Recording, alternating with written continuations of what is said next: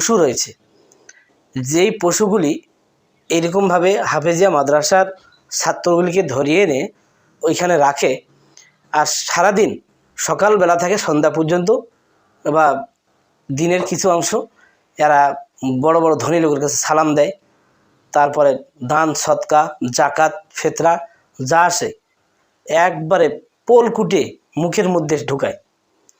আর এদিকে বাচ্চাদেরকে ওইরকমভাবে টাইম দেয় না এই পশুরা, না দেওয়ার কারণে বাচ্চারা একজন আরেকজনে ঘুরতে পারে। আর এদের বয়সের তারতম্য, ছোটো বাচ্চা হাফেজিয়াতে যারা বন্দি থাকে তারা খুব কঠিন অবস্থাতে থাকে, এই জন্য এরা খুব উচ্ছৃঙ্খল হয় বেশি।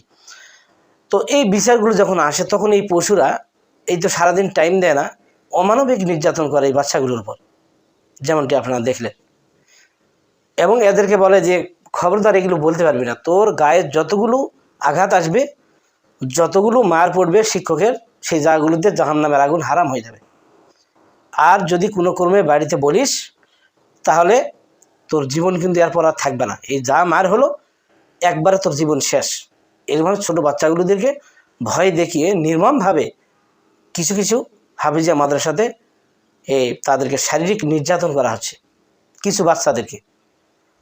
তো এই যারা করতেছে তারা মানবরূপী পশু, এরা আবার হাফেজ, এদের মধ্যে দুনিয়াবি কোনো জ্ঞান নাই, এলেম কালাম নাই, নাই কিতাবের এলেম, শুধু হাফেজ।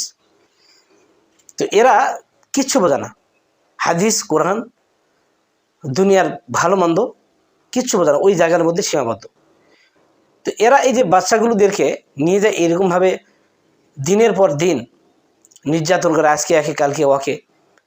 তো এই জন্য গার্জিয়ান বাইরে কেউ জানতেও পারে না, কমিটিরাও জানতে পারে না, কারণ ওই যে নিষেধ করা হয় যে জাহান্নাম থেকে মুক্তি পাবি, আর আরেকটা যে বললে তোর কিন্তু জীবন শেষ। তো আমি এই প্রিয় দেশবাসীকে বলি যে আজ আমাদের দেশে মাদ্রাসা অনেক হয়েছে, তো মাদ্রাসাগুলোতে আপনারা খোঁজ নেন, হাফেজিয়া মাদ্রাসাগুলোতে খোঁজ নেন ছাত্রদেরকে সত্যি মানবিক নির্যাতন করা হচ্ছে কিনা বা সেফ আছে কিনা।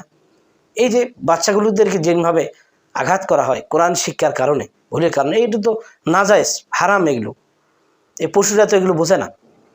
একটা ছোট বাচ্চার গায়ে কোরআন শিক্ষার অপরাধে সে হয়তো ভুল করেছে, কিন্তু তাকে যে ভারে বেধড়ক পিটন দেওয়া হয়, এটা তো নাজায়েজ হারাম কাজ।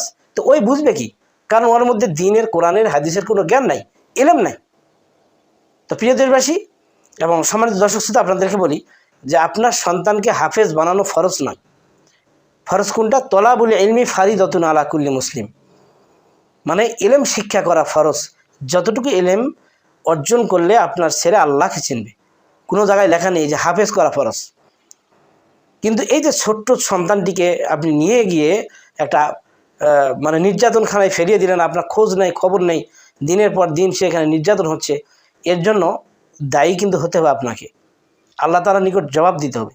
এই ছোট বাচ্চাটি তার জীবন অসহ্য একটা মার খায়, আর সে একাকিত্ব যখন হয় তখন সে মনে মনে ভাবে, আরে আমার পিতা মাতা কোন জায়গার মধ্যে দিয়ে গেল যেখানে এত মার এত কষ্ট, আবার এগুলো বলা হবে না, বললে আবার জান্নাতও পাবে না, আবার এরপরে ভবিষ্যতে আরও কষ্ট রয়েছে। তো কি করে বলি, নির্যাতন সহ্য করে যায়। আল্লাহর কাছে দায়ী হতে হবে আপনাকে এর জন্য। আর যেই পশুগুলি মারতেছে হাফেজ নামের পশু, এরা যে কোন জায়গার মধ্যে যাবে এই অপরাধের কারণে, সেটা ওরাই ভালো জানে, আর আল্লাহ পাকই ভালো জানে, কারণ এরা তো হারাম কাজ করতেছে, এগুলো এটা তো বোঝে না। আর জাকাত ফেতরা দান মানুষকে সালাম দিচ্ছে, মানুষ মনে করতেছে না জানে কত পীর, কিন্তু ভিতরে যে আর এত খারাপই নির্যাতন করে এটা জানে না। কাজেই যিনারা এই ধরনের হাফেজিয়া মাদ্রাসার বাচ্চাগুলোদেরকে পড়ান, আমি বিনীতভাবে আপনাদেরকে অনুরোধ জানাবো, আপনারা এখানে খোঁজ নেবেন, সর্বদা বাচ্চার দিকে খেয়াল রাখবেন, বাচ্চার শারীরিক দিক থেকে খোঁজ রাখবেন। কমিটি যিনারা আছেন আপনারা বিভিন্নভাবে গোপনীয়ভাবে তদন্ত নেবেন।